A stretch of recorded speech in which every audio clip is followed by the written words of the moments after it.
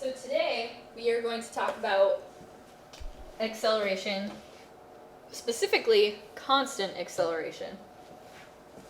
So now that you kind of know what acceleration is, the next thing we're going to look at is a specialized case. And we're really going to be looking at this for the next several weeks.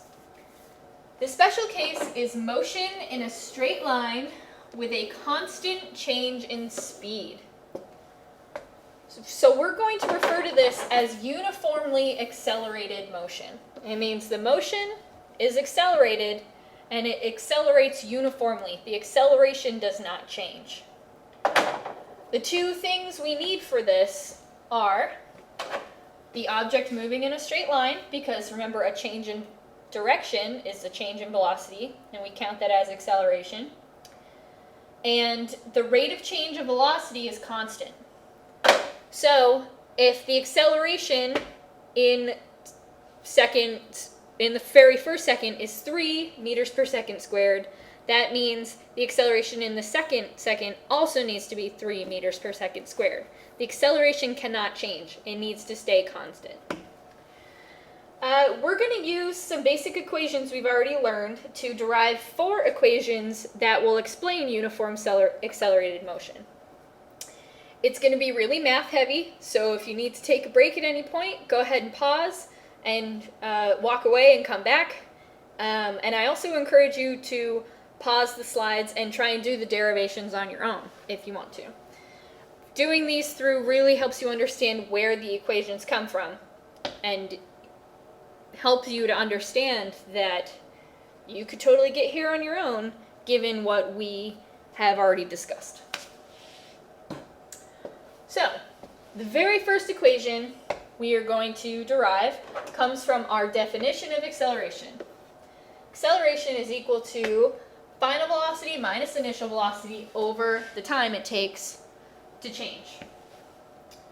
So, we're going to start with what we're given, and we're going to rearrange the terms and solve for v. So the first thing we need to do is multiply both sides by t. When we multiply both sides by t, it cancels from the right-hand side. So this is what we're left with. The next step to solve for v is to add initial velocity to both sides. So when we do that, this is what we get. And then just flipping it around so that it faces the other direction, this is our very first equation. Final velocity is equal to initial velocity plus acceleration times time. And remember, all of the equations we're talking about today only hold for a uniform accelerated motion. If you have any kind of motion in which the acceleration is changing over time, these will not work. So this is important equation number 1. Make sure you write it in your notes. All right, let's try an example with this equation. If a car moving at 10 meters per second accelerates at a rate of 2 meters per second squared for 4 seconds, how fast will it be traveling? Well, the way I like to do these problems is to start off by listing everything I know. So a car is moving at 10 meters per second. That has to be the initial velocity. It accelerates at a rate of 2 meters per second. So my acceleration is 2 meters per second squared. And it does so for 4 seconds. So the time it takes to do that is 4 seconds. And it's asking me for how fast will it be traveling, or what is the final velocity. So I have initial velocity, acceleration, and time, and I'm trying to solve for final velocity. So we use the equation that we just derived. V is equal to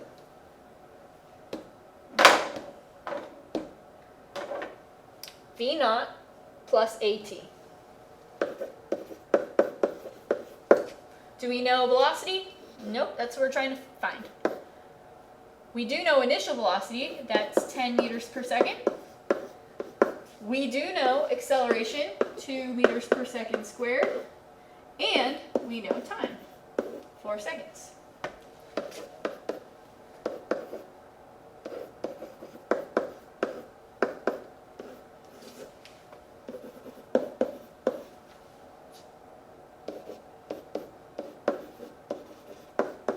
The final velocity is 18 meters per second.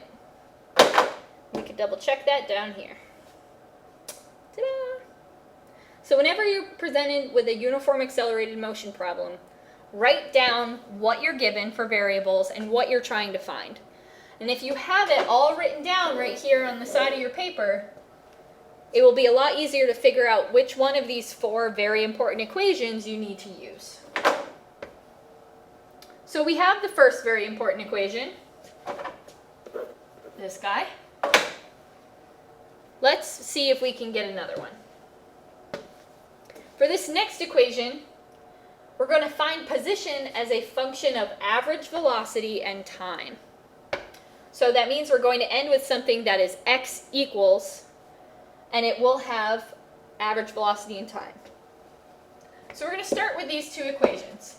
Both of these equations are definitions of average velocity that we've already talked about. The first one says average velocity is the change in position over time. And the second one says the average velocity is your final velocity plus your initial velocity divided by 2. This is just the mathematical average. We're going to go ahead and say initial position is 0. Wherever you start is what we're going to call 0. And we're going to set these 2 equations equal to each other. So let's do that. If we assume initial position is 0, we can just get rid of it in the first equation. And this is what we're left with.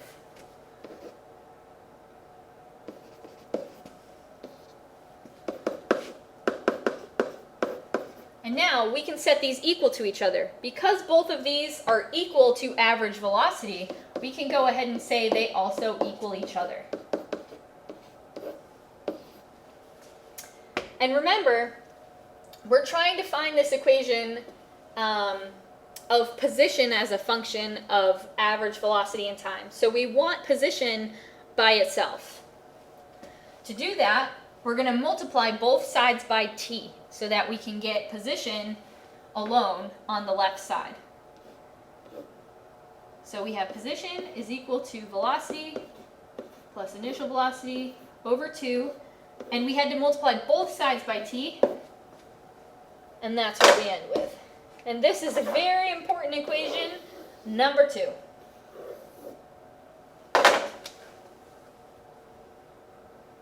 Position is equal to the average velocity. Remember, this is the mathematical average right here. Average velocity times time.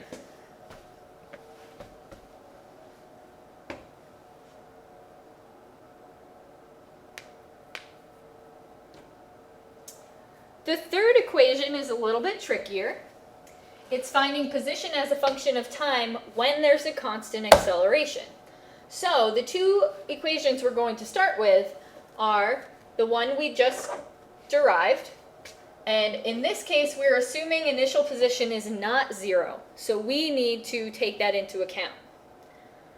This equation is exactly the same as the one we just found, but we're saying we started at a position other than 0. So we need to make sure we remember that. And this was the very first one that we derived.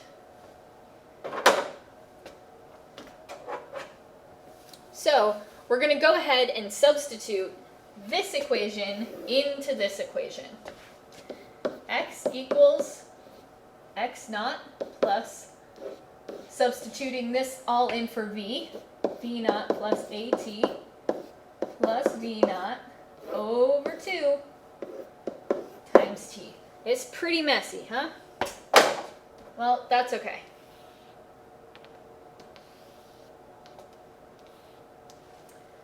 What we need to do next is see if we can cancel some things or combine some things.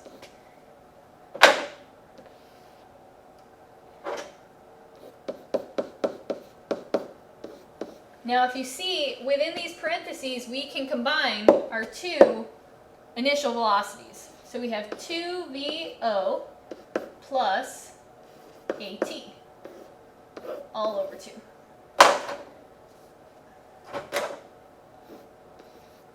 Times T.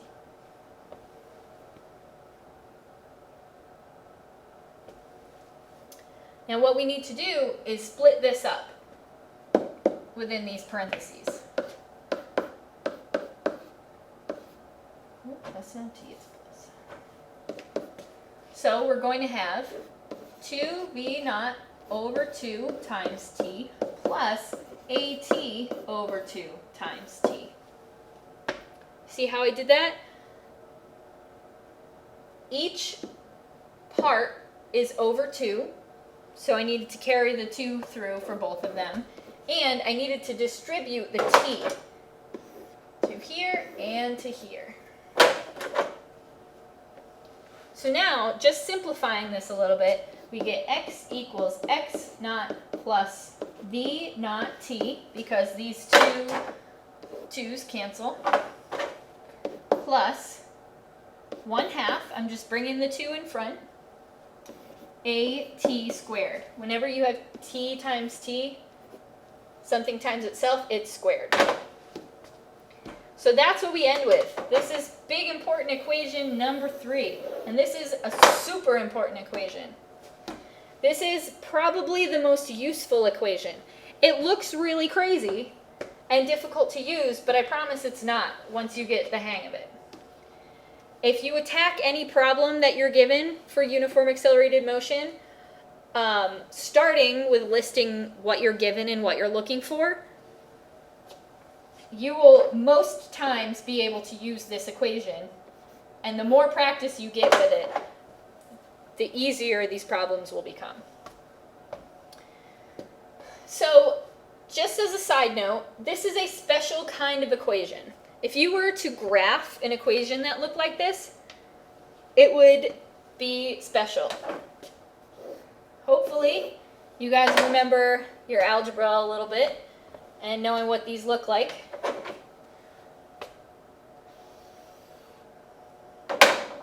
It's a quadratic.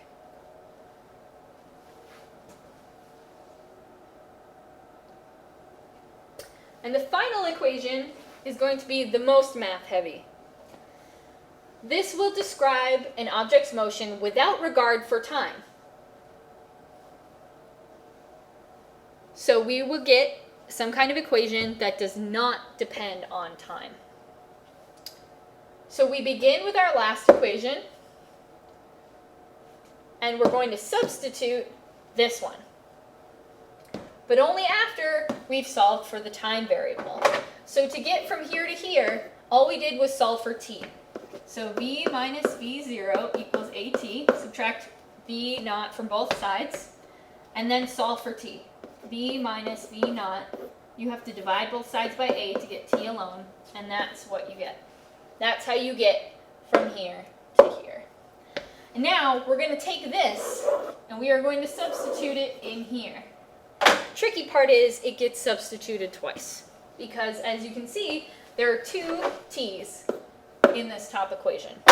So let's blast through this. So we start with the first equation, and we want to substitute the one we just solved for t.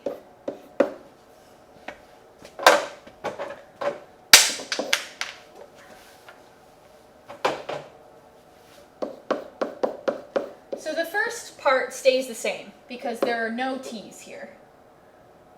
However, it starts getting tricky at the second part. So we substitute everything that we had for t wherever there is a t. Sorry, I wrote that wrong.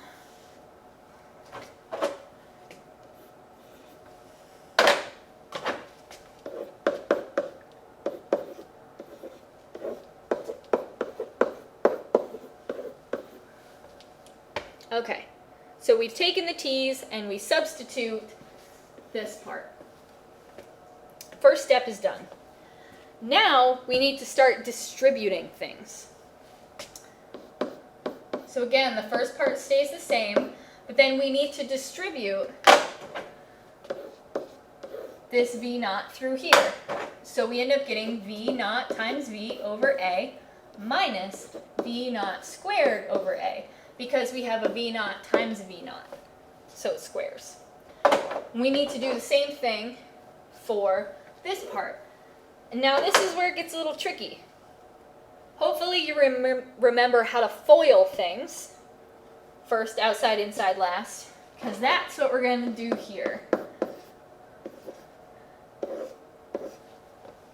So this is V minus V naught over A squared. So that means it's V minus V naught over A times itself. So we have V minus V naught over A times V minus V naught over A. And now we need to FOIL, remember? First, inside, outside, last. Beginning part stays the same. That's an A. And we'll worry about the 1/2 A that's in front after all of this. So first is V squared over A, right? We have V times V, the two first ones, minus V naught V over A minus V naught over A plus V naught squared over A. And all of these A's on the bottom are squared. Because every time you multiply one, the bottoms have to multiply as well.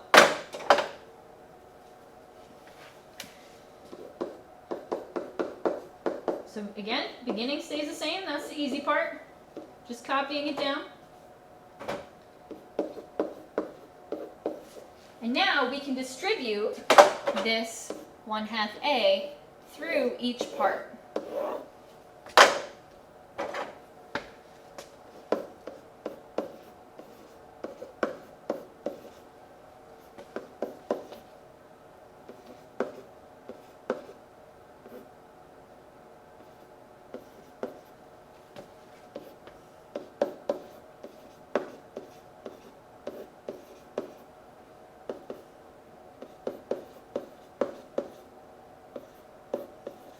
Alright, so all we did was we took 1/2 A and we distributed it so it multiplies by each of the 4 parts within the parentheses. Now it looks pretty crazy, but here's when we get to do some math magic. And we get to start canceling some things. Right off the bat, something I see is that in all 4 of these parts, we have an A on top and an A squared on bottom. So that means we can get rid of the A on top and the square on the bottom.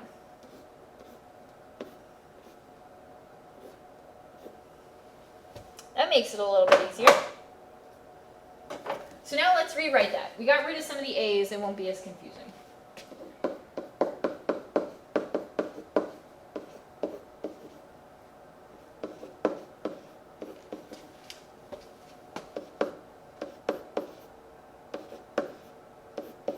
Something that I also noticed is that here we have VOV over A, and here we also have VOV over A.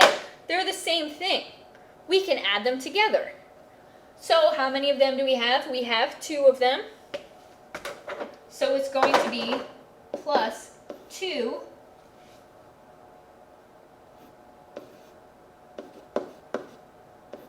VOV over A.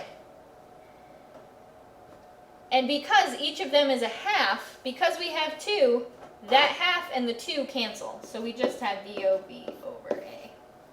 And then our final part, 1/2 VO squared over A. All right, is there any more magic we can do here? Let's see. Well, we have the same thing right here, and we can add those together.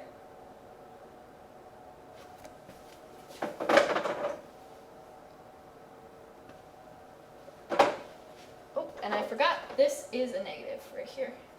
So we're not actually adding them, we'll be subtracting them, which is so much nicer. Get rid of them altogether.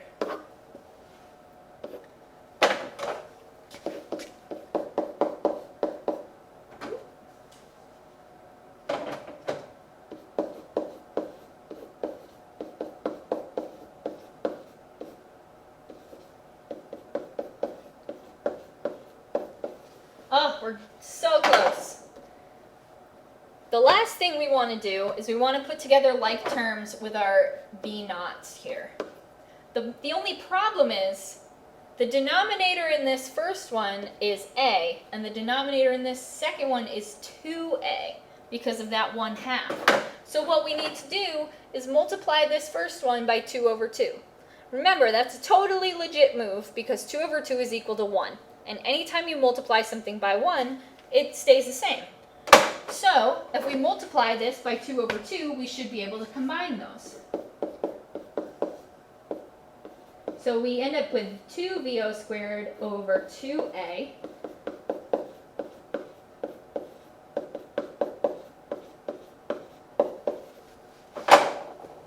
And we have negative 2VO squared over 2A plus VO squared over 2A. So we end up canceling one of these.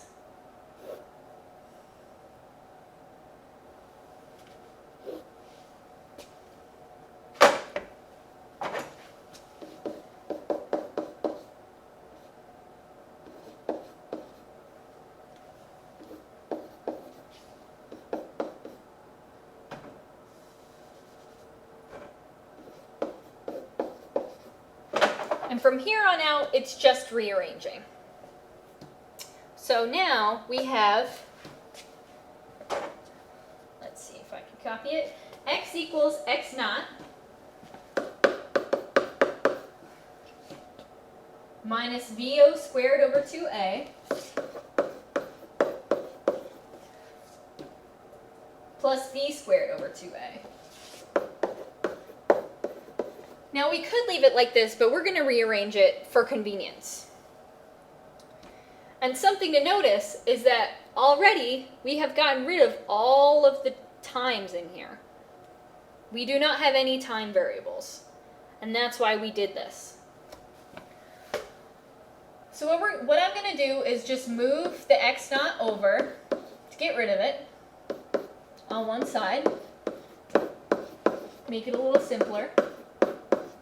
And does this look really familiar to anyone? I hope so, because this is final velocity minus initial, or final position minus initial position, which is a change in position. So we can simplify that even farther.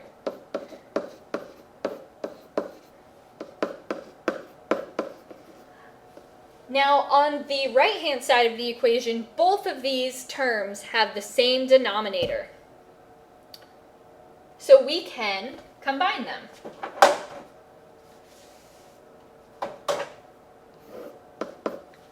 And then to make life simpler for us, we can get rid of that denominator to the other side.